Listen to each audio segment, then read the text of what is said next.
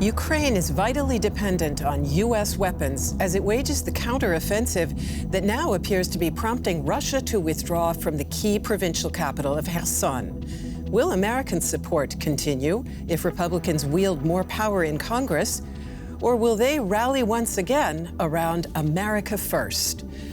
Republican leaning toward isolationism and especially supporters of former President Trump have said there need to be limits to U.S. support for Ukraine. Even Joe Biden's Democrats say Kyiv should signal more willingness to negotiate with Russia. So we're asking, after the midterms, could U.S. support for Ukraine wane?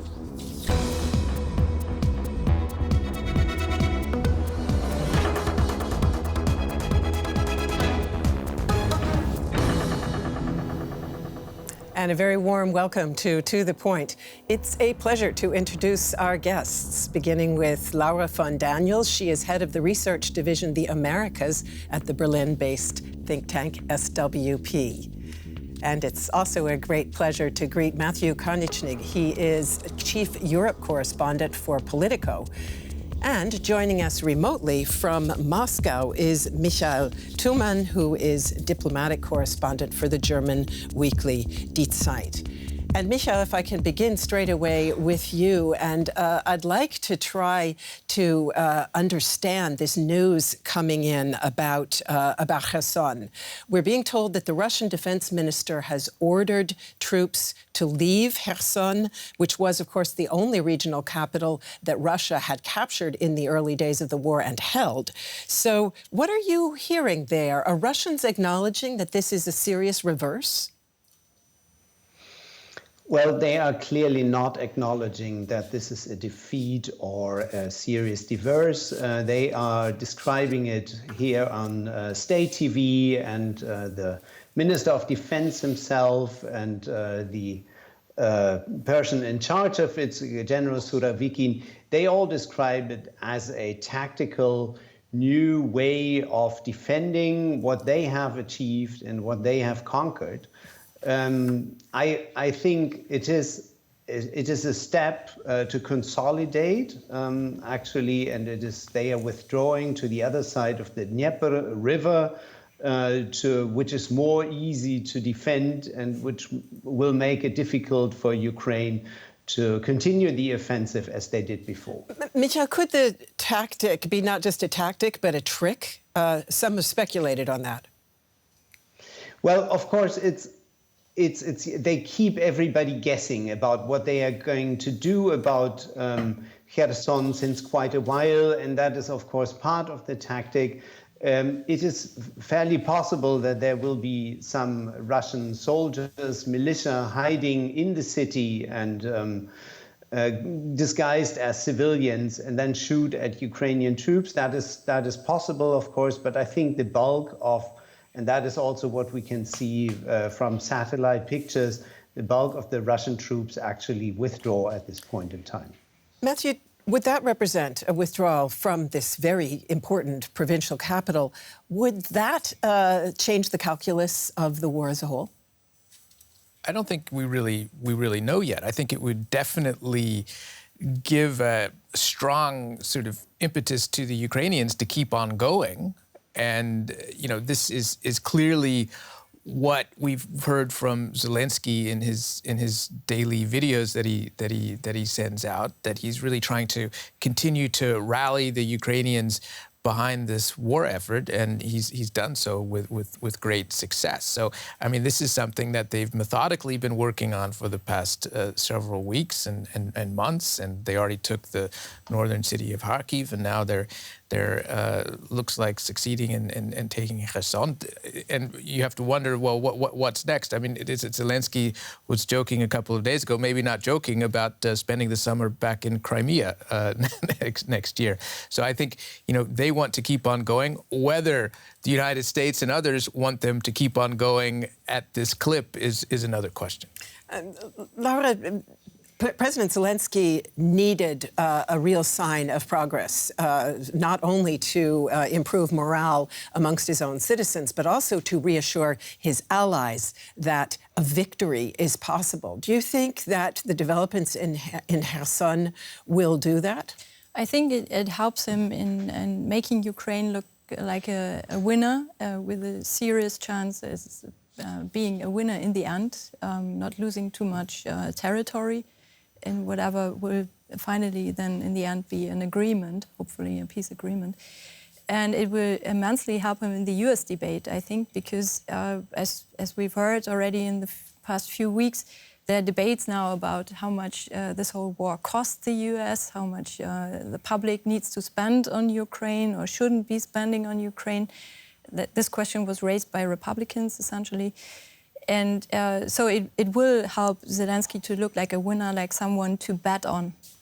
And as you say, the support has been enormous. Western weapons have played a crucial role in helping Ukrainian forces as they wage their counteroffensive, and not only around Kherson. The U.S. leads that effort with a massive $18 billion in weapons packages since the war began. An apartment building in ruins in Mykolaiv. The Russian army repeatedly attacks the region in southern Ukraine. Its troops are trying to hold out, but their weaponry isn't enough. Above all, we need artillery that can strike up to 300 kilometers away.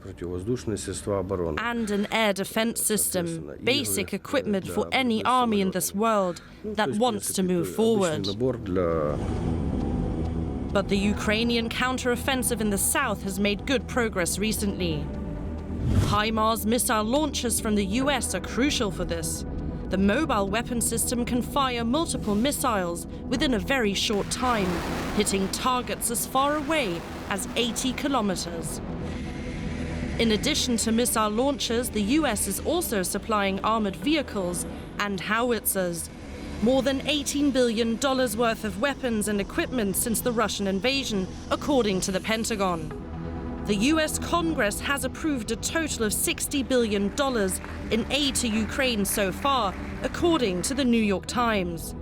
According to a report, the United States has committed twice as much as EU countries. What else can Ukraine expect from the USA in the future? And let me pass that question directly to Matthew. Matthew, your newspaper, Politico, reported a few days ago on mounting anxiety in Ukraine preceding the midterms. What's your take? Do you see reason to believe, in fact, that U.S. support for Ukraine could wane as a result of the elections? Well, I think there are two things going on here. One is that the Republicans who are about to take control of the House of Representatives are going to want to have more of a say in what this help looks like. This aid is going to be scrutinized probably a bit more than it has been up to now. A lot of people would say, well, there's nothing wrong with that. This is sort of the normal parliamentary process. I don't think that the Congress is going to start blocking this aid, but I think that there will be more questions about what is being sent there and why, and especially why isn't Europe doing more? Because what the United States has done so far is, I think, double all of the other help that's been put forth combined, and especially when you get to the military help, which, as we just heard, has been absolutely essential to this effort. People are going to start asking questions in Washington. But I think there's just one other aspect to this is, if the Ukrainians continue to succeed, which many of us hope they will, how does this end? And at what point do they need to start thinking about negotiations? And I think that there is a lot of unease about that question in Washington. And I want to come back to that in just a second. But let's go first to Michael in Moscow. And U.S. security services reported in the week prior to the midterms on a very significant uptick in Russian disinformation on U.S. Internet platforms and social media. How's Moscow reacting now to the election result, given the fact that those efforts didn't necessarily wind up getting the Trumpist candidates that Moscow prefers elected? Well, it was interesting to watch Russian state TV yesterday, the 60-minute propaganda show, people sitting around and being actually very disappointed about the election results, because they have clearly expected Trump candidates and Make America Great Again candidates to win all over the place. This did not happen. And this, of course, we need to be clear about that. From the Russian perspective, the Russia party in America is the America First group in the political spectrum. So that is their hope has been disappointed. The question now is, of course, and this is what Matthew has just indicated, that there might be questions asked about more help for Ukraine, and this is now what they are pinning their hope on.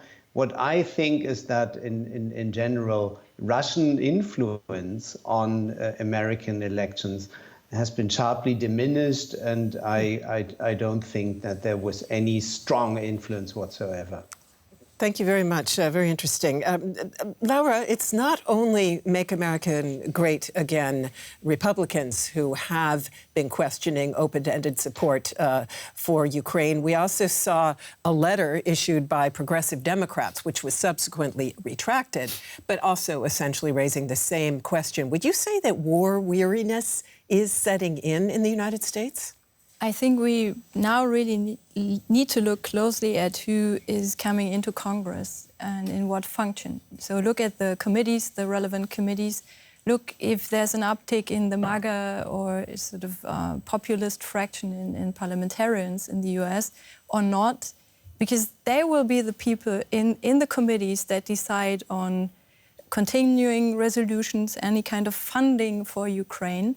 And that is the essential part. So don't listen to the rhetorics, but look at their decisions and perhaps leadership also, which direction they're pointing their own fraction. That makes much more sense, I think, and that's probably what Ukrainians are doing right now. Matthew, we've also seen and heard that the U.S. government has been pressuring Kyiv to display more openness toward diplomatic talks with Moscow. Do you think that Washington really expects President Zelensky to sit down soon at a table with Vladimir Putin?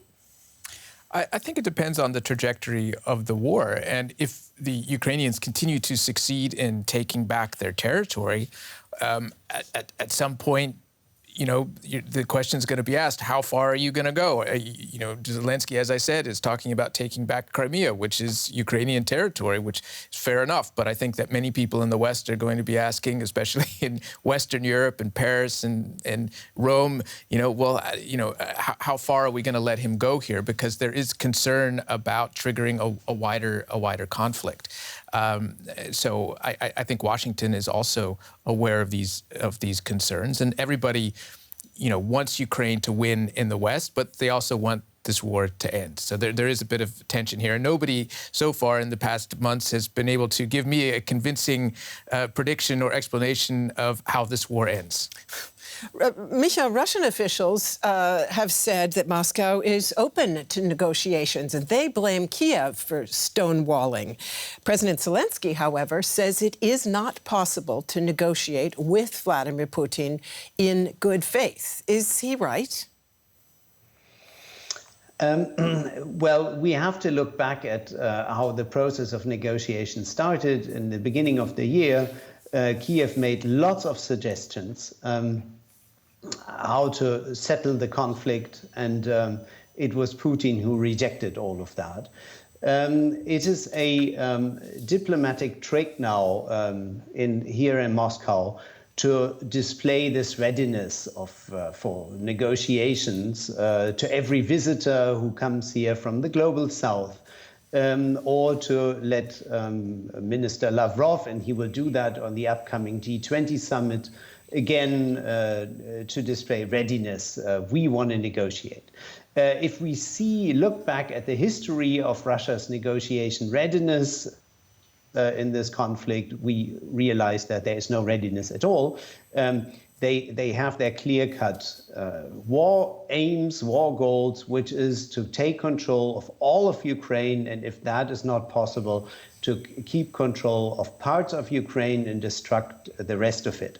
And I think they will not renegotiate basically this aim, but of course it makes sense in the diplomatic arena to be ready for negotiations, especially if President Zelensky appears to be hard-nosed, which I think is a mistake rhetorically.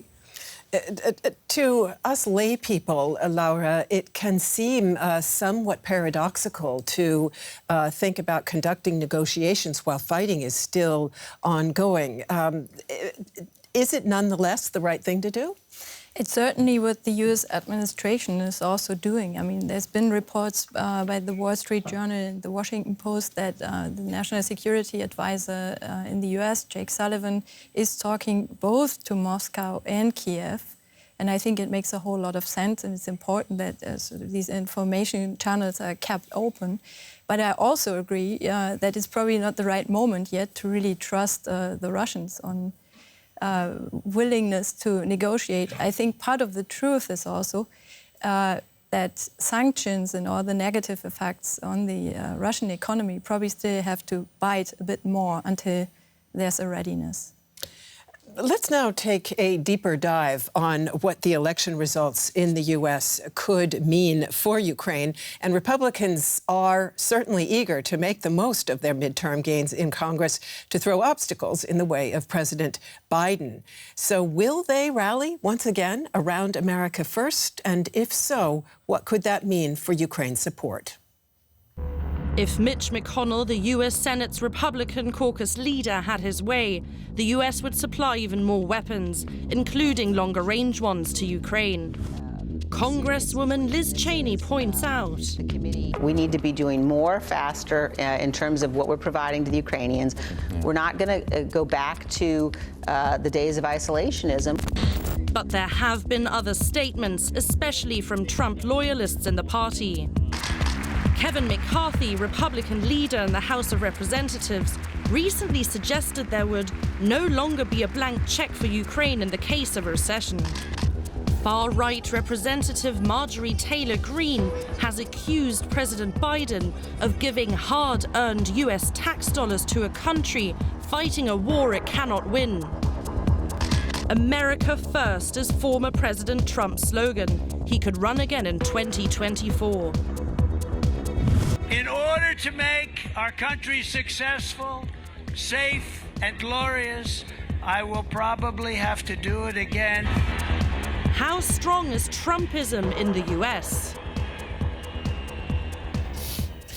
Let me ask you to answer that question, Matthew. Was Donald Trump the biggest loser on Tuesday?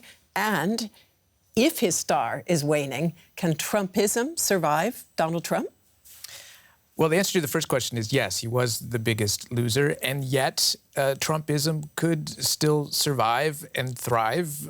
We've already heard him blaming other people, as he always does when something goes bad for him. And I think in the coming days and weeks, we're going to see if he succeeds in turning this defeat into another victory for himself by pointing fingers at other people and claiming that he's the only one who can really continue to lead this party and take it to the promised land. And he's going to do that by running again for president. And he's announced that he's going to make some sort of big decision on the 15th of November. As we heard in that report, Laura, Republicans are hardly united. And in fact, there is also a group in the party that is traditionally moderate and internationalist. So how strong is the American First faction? And do you think that the midterm results are likely to spur it on or possibly restrain it? Well, we've seen that more centrist, moderate candidates have been gaining, also on the Republican side, and that less of the MAGA isolationist fraction has been as successful as expected. And it also goes for the election deniers. They weren't as successful as expected initially. So I think with the right leadership, I guess, there's a chance that they turn more towards the traditional Republican line. And the big question here will be the main competitor for Donald Trump, Ron DeSantis, where is he positioning himself? Matthew, couldn't we see a lot of raucous infighting in the Republican caucus going forward? And mightn't that distract them from focusing on the Ukraine issue? I think we could see a lot of fighting in the leadership of the party about who should run. Should it be DeSantis? Should it be Trump? The problem is that once Trump announces, he's going to have the base behind him. The base is very dedicated to Trump, and I don't think that's going to change. I don't think that DeSantis is going to be able to change that in the coming weeks. So it would really require Trump to step back, which it doesn't look like he's going to do. On the other hand, everybody in the leadership of the Republican Party understands that they've lost the last several elections with Trump at the top. And it's not just this midterm election. They lost the presidency, obviously. They lost the Senate in 2020, and they lost the House in 2018. So it is true that he still galvanizes the base of the party. But when you're talking about national elections or even statewide elections where you need to build coalitions and draw in centrist voters, moderate voters, as we've heard, are playing an ever more important role in these elections, Trump is not the guy you want to be leading the ticket. Michal, beyond questioning military aid to Ukraine, what else might newly empowered Republicans in Congress do to throw wrenches in the works of President Biden's foreign policy? Well, what they can do, of course, is they can ask how much money is going to be spent on aid for Ukraine, both military and other financial aid. And of course, what they could do easily is to ask why do not the Europeans spend more, and then maybe especially Germany, because Germany has come under fire in the past months about their financial contribution, and we're not able to deliver or at least publicly make clear that they're actually not delivering enough. And so that is a possibility. But in general, what I see coming out of these elections is that the Trump camp has clearly not won, and that there is a clear majority in Congress, on both sides. So this is a bipartisan issue to support Ukraine. And this is why I don't expect a reversal. There might be more bumps ahead, but it's not a reversal of U.S. policy towards Ukraine. Laura, as Michal just mentioned, it has really been a refrain, and by the way, not only since these midterm elections, but really since the Trump presidency, that Europe needs to become more independent of the U.S., that it needs to prepare for a future in which American support might not be as forthcoming as it has in the past. But do you see any real signs that that is happening? I think there's still a lot of commitment with regards to NATO and sort of support in the transatlantic relationship. But certainly there will be discussions on contributions also from the European side. And it's now high time for Europeans, I think, to signal also to the Biden administration, but also to Republicans, that they're willing to take on more responsibility. And it's not just on Ukraine, it will be on the China question as well. It will be in other areas in the Indo-Pacific, where the Biden administration and also the Republican Party, they have great expectations of what we are supposed to contribute, I think, to security and to our own stability here in Europe, for sure. Matthew, you also mentioned that point, that indeed there has been pressure on Europe, and that certainly that is a lesson that Europe could be learning from these midterms. When the war began and the U.S. came through with so much support for Ukraine, there was a lot of rejoicing in Europe that the U.S. is back, as it were. Would you say that could prove to be a short-lived chapter? No, I would say that the U.S. never left, to be honest. And if you look back over the past, 70 to 80 years since World War II, the U.S. has always been here. They've always stepped into the breach when Europe couldn't handle its problems. If you think about what happened in Yugoslavia, some of us are old enough to remember the wars in Yugoslavia. I covered them. The U.S. played a central role there, in part because the Europeans couldn't get their act together. And this is a replay of that. The stakes here are much greater. I think the United States, the Europeans don't like to hear this, remains remains the linchpin for European security. If you pull it out, the whole thing will collapse. There's a lot of infighting in Europe about, strategic autonomy, how they could build an army and all of these things. It's not going to happen. If the United States disengages, it would be a catastrophe. And I think even Republicans understand this in the United States. Donald Trump might not understand it, but from an economic perspective, I think Republicans understand how important Europe remains for the United States. Quick closing round, in a one-word answer, coming back to our title, after the midterms, could U.S. support for Ukraine wane? Michael? No, I don't think it will wane. The U.S. will keep on supporting Ukraine for the time being. Laura? Short term, yes. Long term, we have to see, but it's more about the amounts, not whether there's support or not. Matthew? No. Thank you. Clear and short. Thank you so much to all of you for being with us today, and thanks to you for joining in, dear audience. And please let us know if you're watching us on YouTube what you thought about the program. Send us your comments. We look forward to hearing from you.